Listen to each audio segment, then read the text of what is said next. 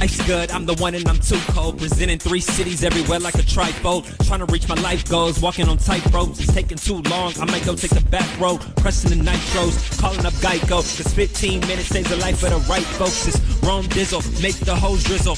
On point dripping just like an icicle. My name's Romeo Cross. I'm from South Bend, Indiana. I know a minute ago I said I was from Plano. I went to high school there. I moved to Charlotte in like 2017 after I graduated high school. Came here to start college, and that didn't turn out the way I wanted it to. And now I'm just making music and working. Word. All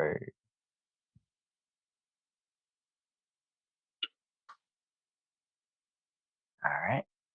But yeah, man, we about to dig into the music, bro. So, All right.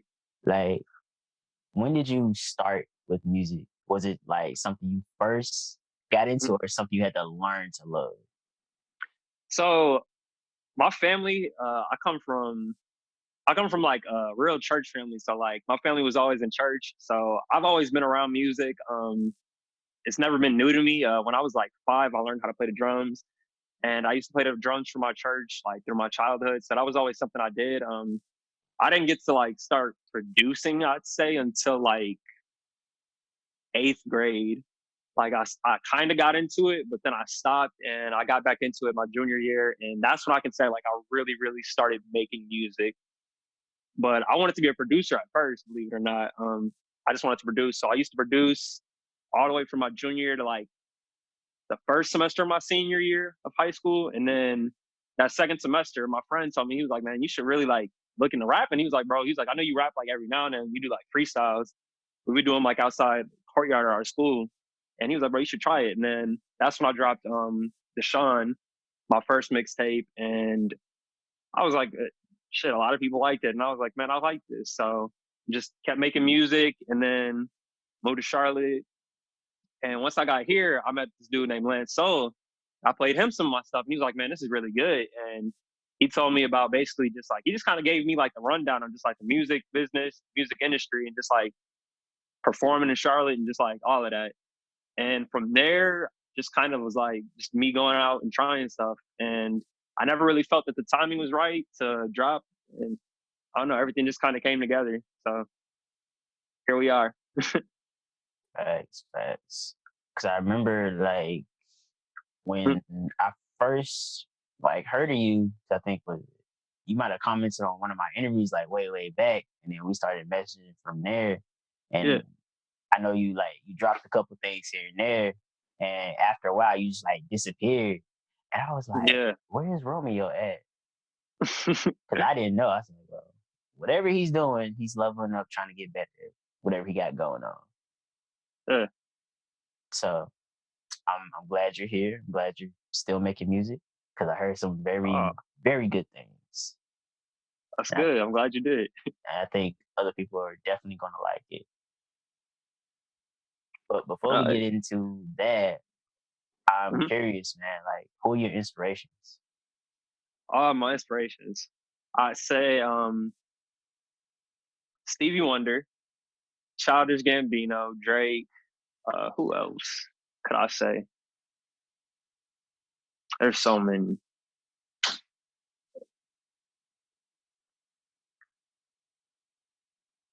I can't think of anybody else right now. There's like a long list. I could say Usher. Like growing up, I remember watching Usher get into Bow Wow, bro. Bow Wow. When I tell you, I used to be a die-hard Bow Wow fan. I used to love Bow Wow, Chris Brown. Like, I mean, so many. Nicki Minaj. Like, just growing up and just watching them. Logic.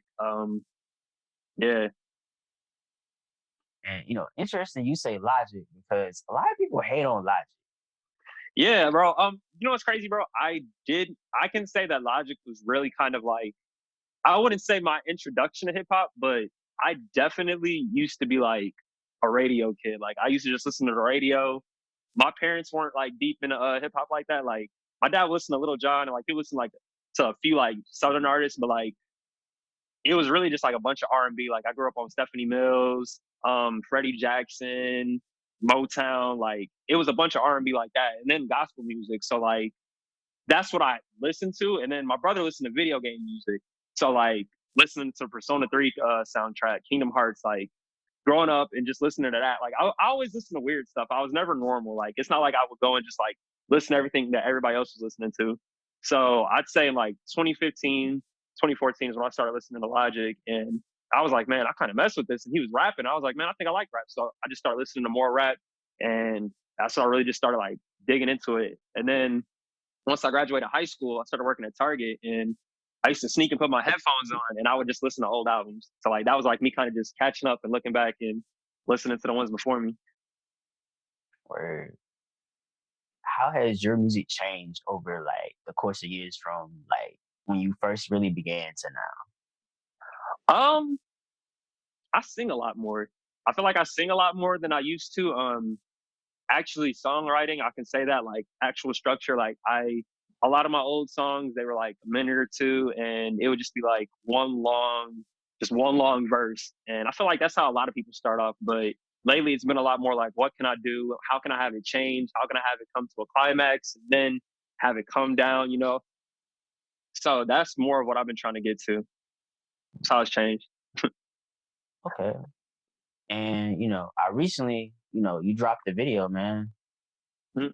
So talk about it. I was shocked to see that. I was like, wait a minute. Yeah. Hold on. So I think it was November 2019.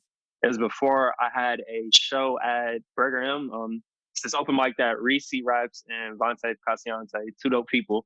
They were having a show, and I was gonna do a freestyle there. And I went in and I made the beat for it, bro. And like I had them samples for a minute. I loved them, bro. I love just chopping up samples.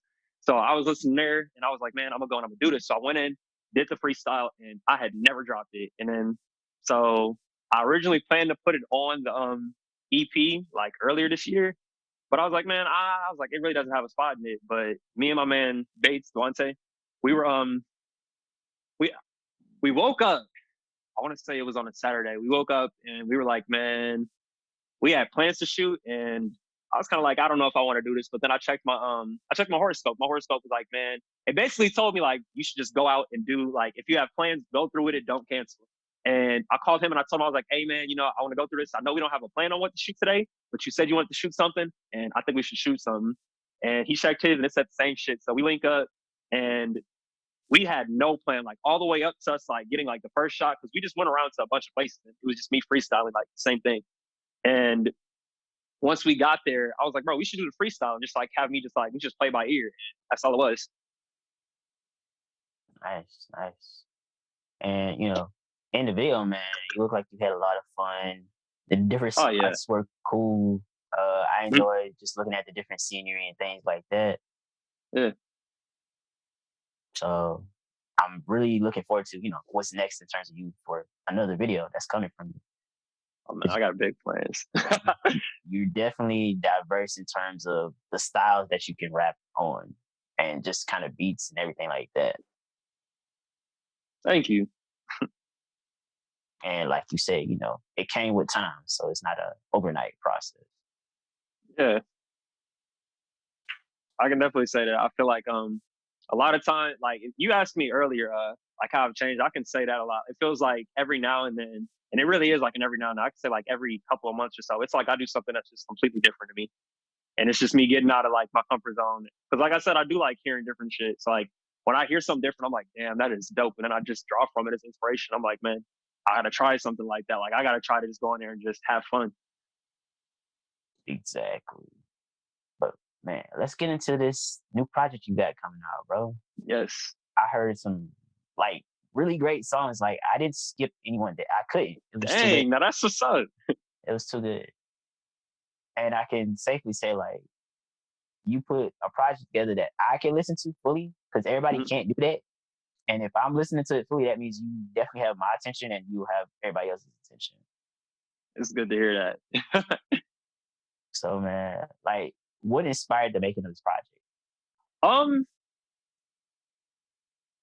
it got to be the, like you said, man. I dropped I dropped a little EP of like 4 songs back in 2018, and I don't know, like all this year, I just kept thinking, I'm like, man, I'm gonna keep holding this back, and next thing you know, it's gonna be 5 years, and I'm just gonna have all of this music. And I was like, you just gotta start at some point, and that's what this is all about. It's about me starting, Word. just me starting. And I've always one thing I always wanted, and I used to tell my friends this all the time. I'm like, man, because they were like, why don't you drop? You should drop this. Like, bro, that's hot. You got to put that out. And I'm like, man, when I put it out, like, I don't want one person to look at me and be like, oh, he's just the guy that made that song. Like, oh, I know that that's what I'm gonna get when I go to him. So I wanted to put out a number of songs that were different from each other.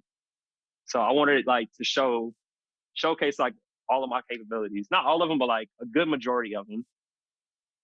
I can say I probably have like 4 or 5 albums done. Like I wanted to pick one that represented each of those albums. So that's why there's like 4 or 5 tracks on there.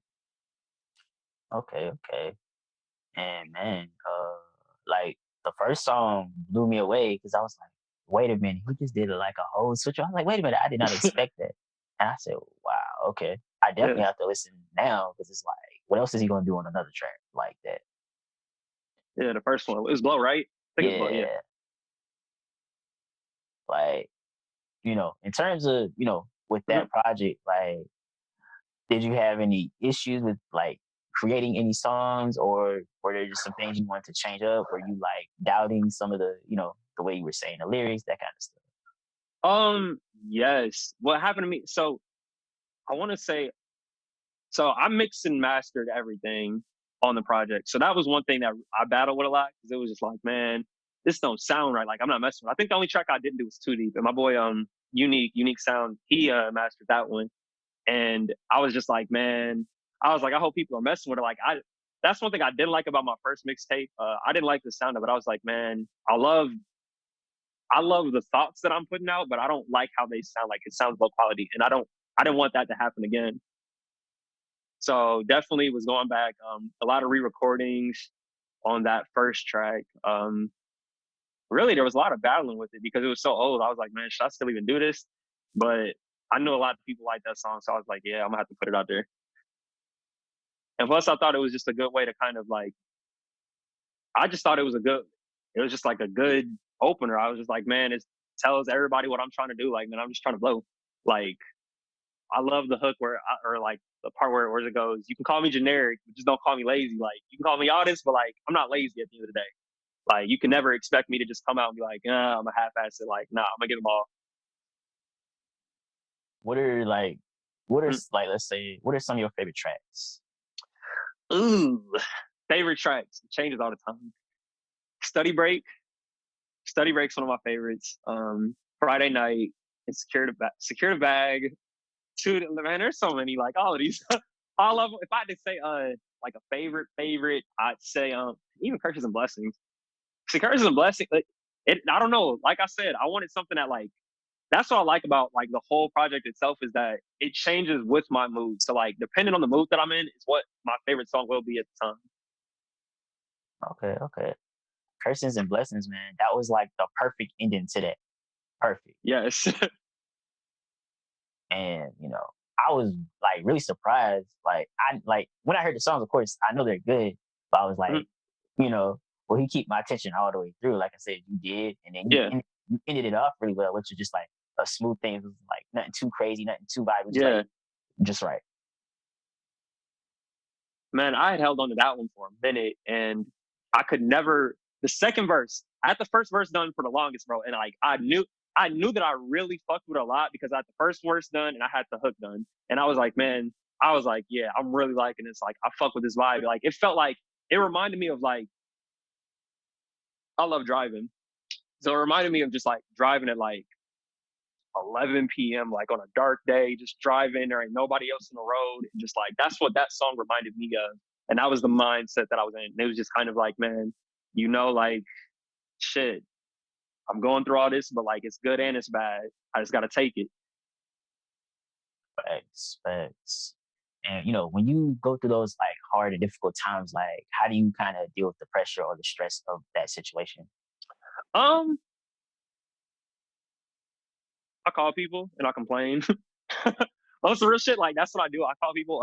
and I complain, I vent, I get the shit off my chest because I feel like a lot of times we just kind of like let shit happen and we try to be cool about it. And it's like, man, I'm gonna shrug it off. But some shit, you just gotta be like, man, like this shit happened. It wasn't cool. I didn't enjoy that. And it's saying that. But what I'm starting to learn is that like you have to let go. So like you just kind of have to like let it go. You can't just be like every time. You just can't keep going on it. Like if you lost some shit, fuck it. I lost something, man. It's fucked up. But you just keep it pushing.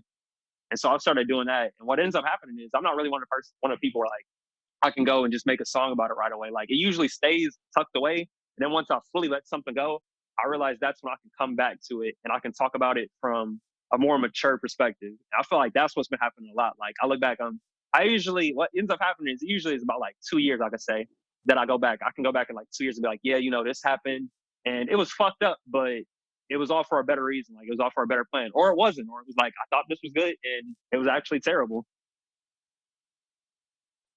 Word. That's definitely a good thing, man.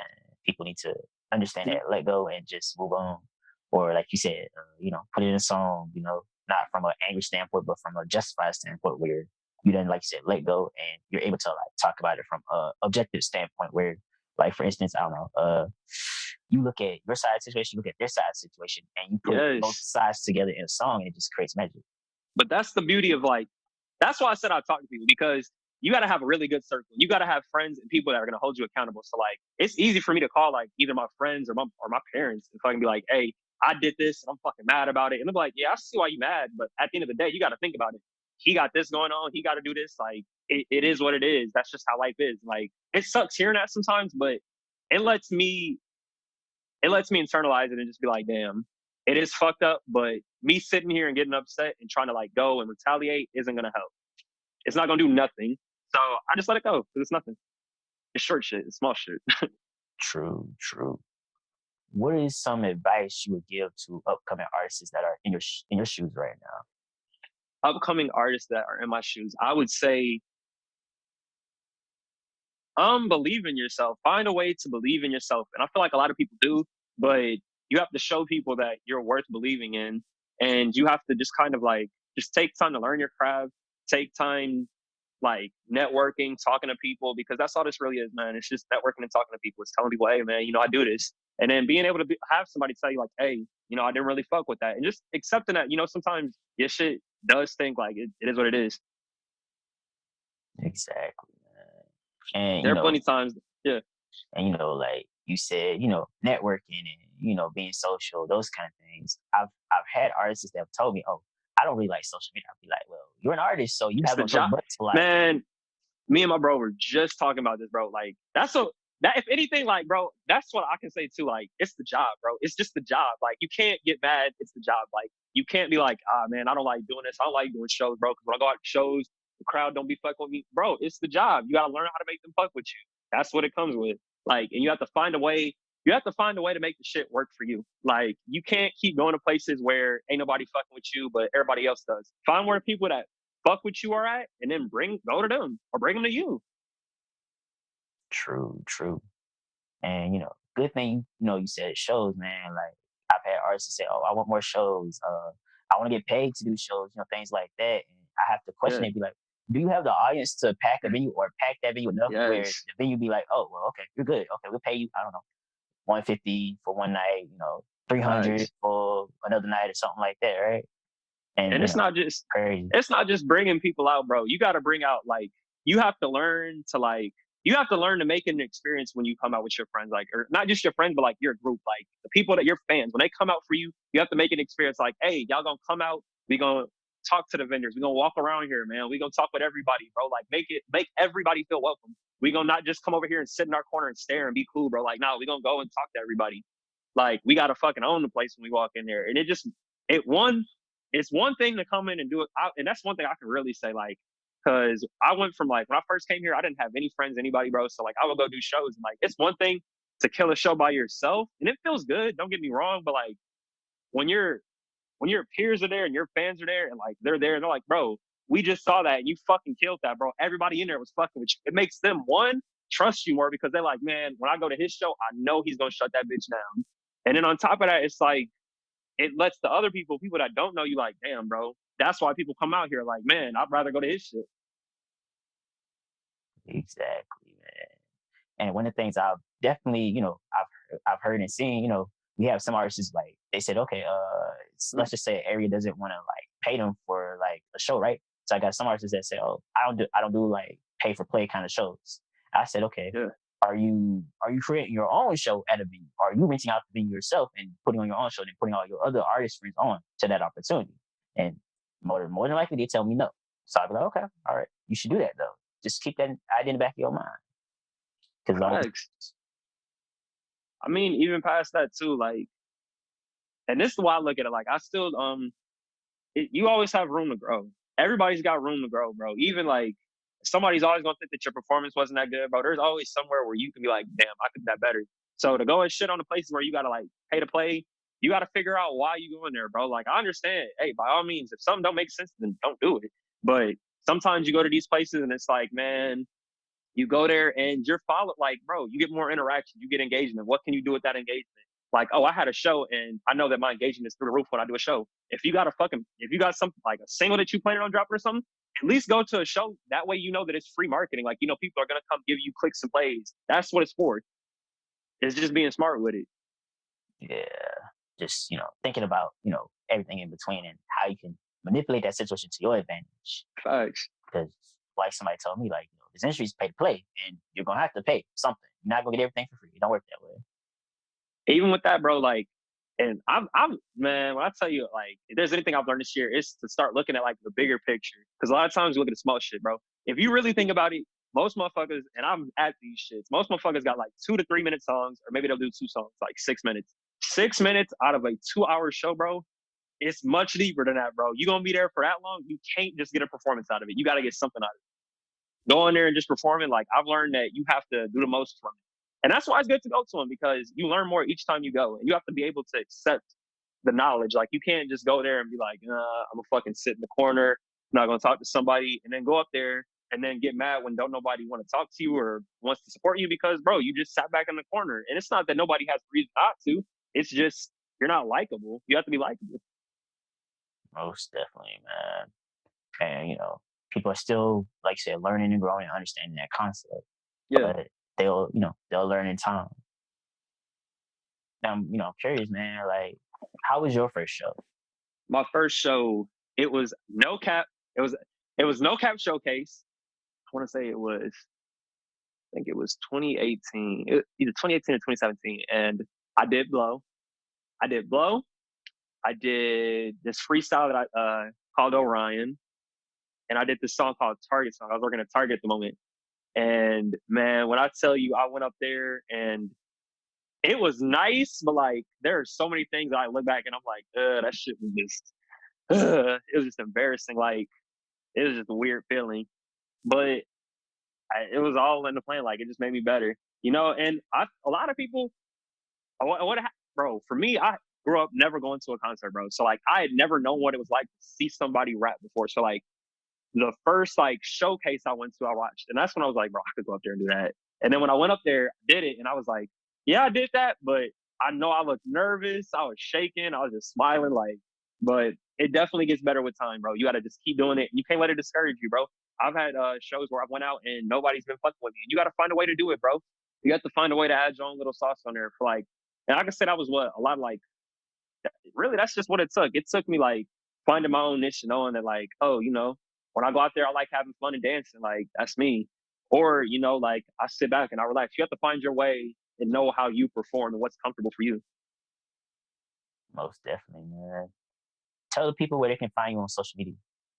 You can find me at Romeo Cross on Instagram. And you can find me at Romeo D Cross on Twitter, as well as Romeo Cross on Snapchat. Yeah. I can't think of any. It's Romeo Cross everything. If it's on TikTok, it's Romeo Cross. Everything is Romeo Cross.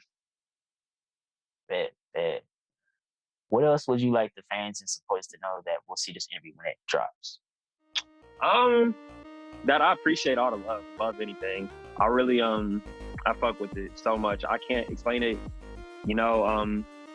With holding on to stuff for so long, you think, will people still enjoy this? It's like, are people gonna like this?